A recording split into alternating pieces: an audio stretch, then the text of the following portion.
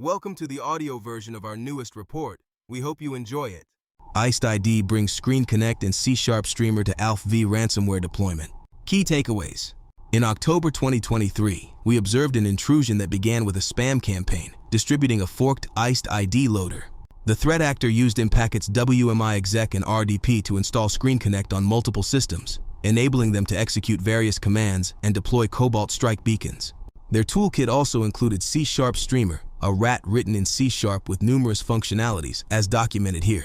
The attacker used a custom tool to stage and exfiltrate data using rclone. 8 days after initial access, ALPHV ransomware was deployed across all domain-joined Windows systems. The DFIR report services. New DFIR Labs case out today based on this case. 5 new Sigma rules were created from this report and added to our private Sigma rules. Private threat briefs. Over 25 private reports annually, such as this one, but more concise and quickly published post-intrusion. Threat feed focuses on tracking command and control frameworks like Cobalt Strike, Metasploit, Sliver, etc. All intel includes everything from private threat briefs and threat feed, plus private events, long-term tracking, data clustering, and other curated intel. Private Sigma rule set features 100+ Sigma rules derived from 40+ cases, mapped to attack with test examples. DFIR Labs offers cloud-based hands-on learning experiences using real data from real intrusions. Interactive labs are available with different difficulty levels and can be accessed on demand, accommodating various learning speeds. Contact us today for a demo. Case summary. This intrusion began in October 2023 with a malicious email that enticed the recipient to download a zip archive containing a Visual Basic Script, VBS, and a benign README file. We assess with high confidence that this email was part of a spam campaign delivering a forked variant of IcedID.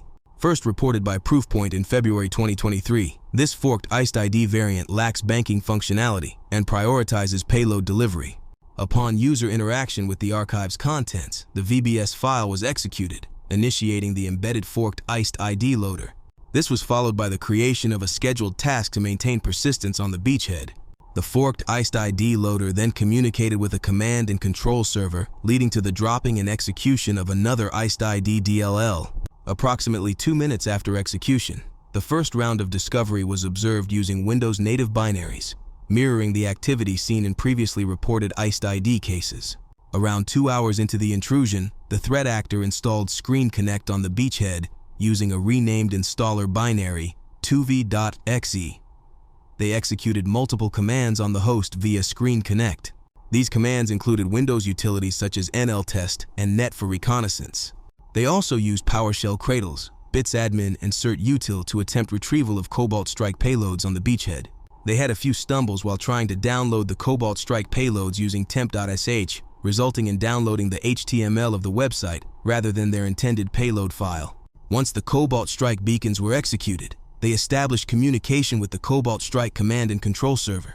Within 20 minutes of this activity, a new payload, CSLite.exe, CSharp Streamer C2, was dropped on the beachhead.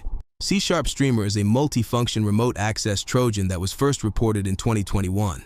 During this intrusion, it was first used to access the LSAS process on the beachhead for credential access, and around 40 minutes after that, the threat actor performed a DC sync operation from the beachhead host to one of the domain controllers. The threat actor then copied a renamed ScreenConnect installer from the beachhead to a domain controller over SMB. The installation was completed using IcedID's WMI exec script to remotely run the ScreenConnect installer. After installing ScreenConnect, we observed a log into the domain controller using ScreenConnect to access the host. During this session, the threat actor dropped several CSharp Streamer payloads. Although they executed the files, we did not observe any network traffic to a command and control server at that time. Activity then ceased for approximately 8 hours. On the second day, the threat actor returned and performed network discovery on the domain controller using SoftPerfect's network scanner. They then initiated an RDP connection from the domain controller to a backup server.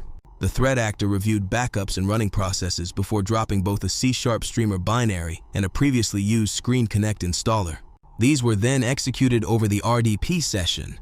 Next, a Cobalt Strike beacon was run, and LSAS was accessed on the host. Around 11 hours later, the threat actor dropped several Cobalt Strike beacons and attempted to execute them. However, no new command and control traffic was observed. The threat actor quickly removed the files.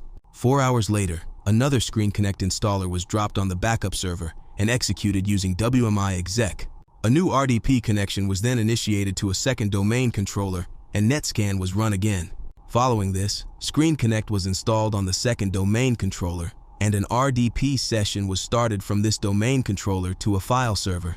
On the file server, both a Cobalt Strike beacon and the ScreenConnect installer were dropped and executed via the RDP session. After 3 days of no significant activity, the threat actor returned. They dropped and executed a new ScreenConnect installer on the backup server via WMI exec and ran NetScan again. Using RDP, they connected to the file server and used Mozilla Firefox to preview a few financial documents before running NetScan there as well. The following day, a custom tool named Confucius CPP was dropped on the file server. Its functionalities included aggregation, staging, and compression of sensitive files. We observed the threat actor performing Google searches for the keyword rclone and subsequently downloading the rclone application on the file server. Instead of direct execution, the rclone binary was started using a VBS script. Upon execution of this script, the previously staged data was successfully exfiltrated using rclone to a remote server. On day 7 of the intrusion, a RDP connection was initiated from the beachhead to the backup and the file server using CSharp streamer. New ScreenConnect installers appear yet again and followed the same WMI execution pattern as before. On the final day of the intrusion, the threat actor proceeded to push toward their final objectives. From the backup server, they ran a fresh NetScan sweep and began staging both a ScreenConnect installer and an ALPHV ransomware binary. First, they used Xcopy to stage the ScreenConnect installer across all Windows hosts in the domain and then executed it using a WMI command.